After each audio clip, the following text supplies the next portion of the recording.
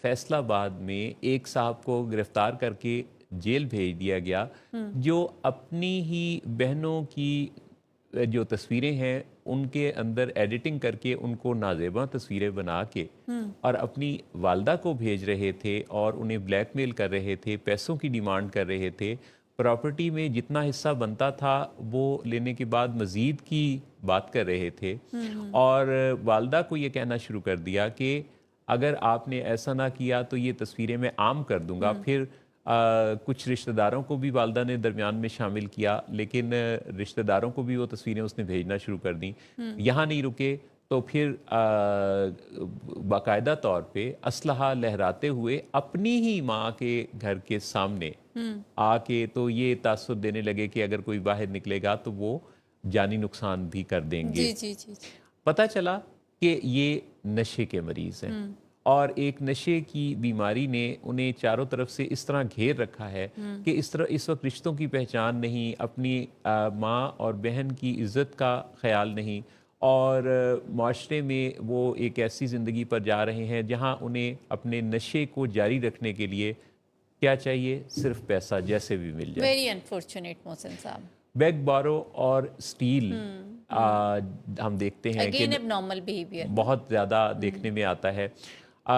خاتون نے یعنی ماں نے بڑا حوصلہ کر کے وومن پولیس اسٹیشن رابطہ کیا اور بتایا کہ مجھے اور میری بیٹیوں کو اس طرح کی صورتحال کا سامنا اپنے ہی بلڈ ریلیشن سے ہے۔ انہوں نے موقع پر جو ہے وہ ان صاحب کے خلاف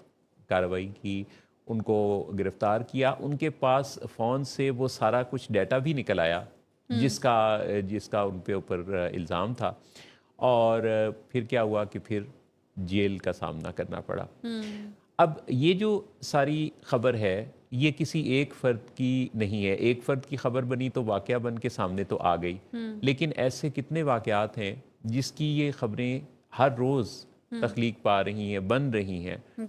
گلی محلوں شہروں میں اس طرح کی خبریں اور ایسے واقعات بہت عام ہیں۔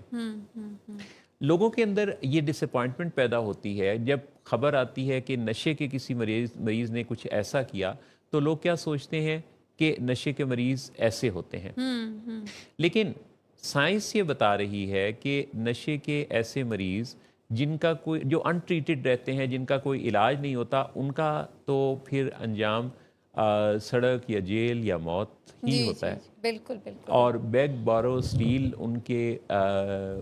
کے رویے ہوتے ہیں۔ لیکن اگر ہم غور کریں تو انہی لوگوں کو جب یہ ہٹ باٹم ہوتے ہیں تو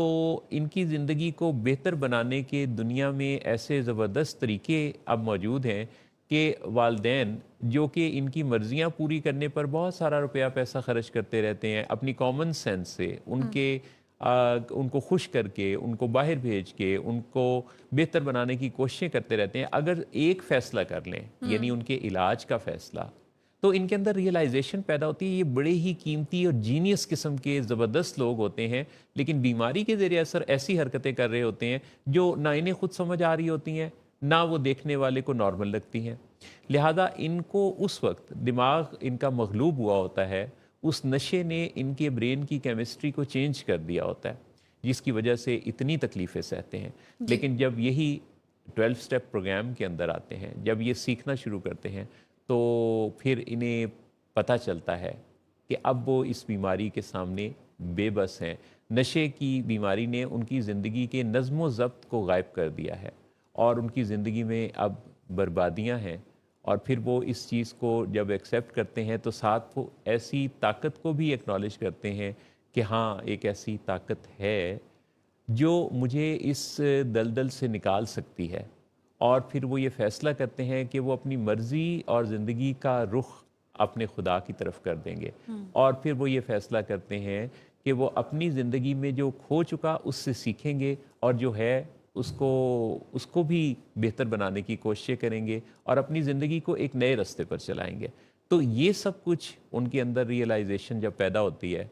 تو میں آپ کو بڑے یقین سے یہ بات کہہ رہا ہوں کہ نشے کا ایک مریض جس کی زندگی میں بہت سارے مسائل خرابیاں ہوتی ہیں، بہت ساری برائیاں ہوتی ہیں، ایکچولی برے لوگ نشے کا استعمال نہیں کرتے، بلکہ نشے کا استعمال کرنے کے نتیجہ میں وہ ایسے کریکٹر ڈیفیکٹس کا شکار ہو جاتے ہیں، جس وجہ سے ان کے ہاتھوں برائیاں سرزد ہونے لگتی ہیں۔